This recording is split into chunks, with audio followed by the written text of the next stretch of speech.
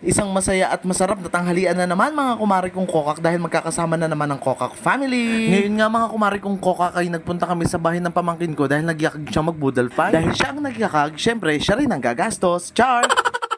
Pagkagaling ko nga ng simbahan mga kumari kong kokak ay dito na ako dumiretso sa bahay ng pamangkin ko dahil gusto ko nga tumulong sa pagluluto. Para naman kahit papaano ay may ambag ako.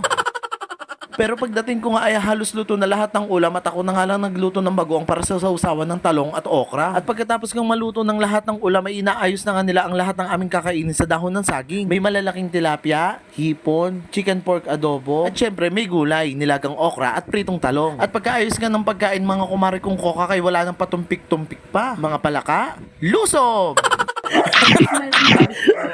Yan, yummy.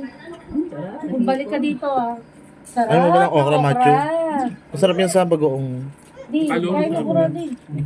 Napakasarap talaga ng okra mga kumari kong kokak. Okra at bagoong pa lang, ulam na. 300 sinabawan dito. So pogi eh. Ang galing. Oh. Ano yan? Ako na sukli! Alam mo na madami yan. Puro ko tumayo. Halika dito. Mo, yun. Hindi nga ako makapwersa ng kuha ng hipon dito mga kumari kong kokak. Dahil yung isang kamay ko, cellphone ng hawak. Kakain na. Talaga? Katatawag siya ka po kumain. Kain na. May hingi tutong. Andiyan ang tutong sa mga. Tutong? Bawag, gano'ng kalaki. Jesse, parang sa Bala sa baw. Ako. Hindi mo kami matigas ang tutong. Aray ko. Sabihin mo, may samputin dito.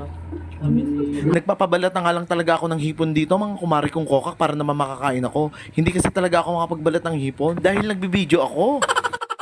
Sa okra si Joey. Mamo na okra. Uy, sarap-sarap ng okra. Sarap nga pag may bagoong. Kaya ka balik ka dito. Nako, kasi Fish. Nasaan na yun? Ay, Charlotte. At dito nga sa puntong ito ay halos ubos na lahat ng pagkain pero ayaw pa rin talaga nilang tigilan. Pati yata yung dahon ng saging gustong lantakan. Sobrang busog na busog nga kami dito mga kumari kong kokak. Hindi na nga namin halos magalaw yung pakwan. Kaya hanggang dito na nga lang mga kumari kong kokak, mga kumari kong echosera. Thank you for watching my video. Follow me for more. Baboom!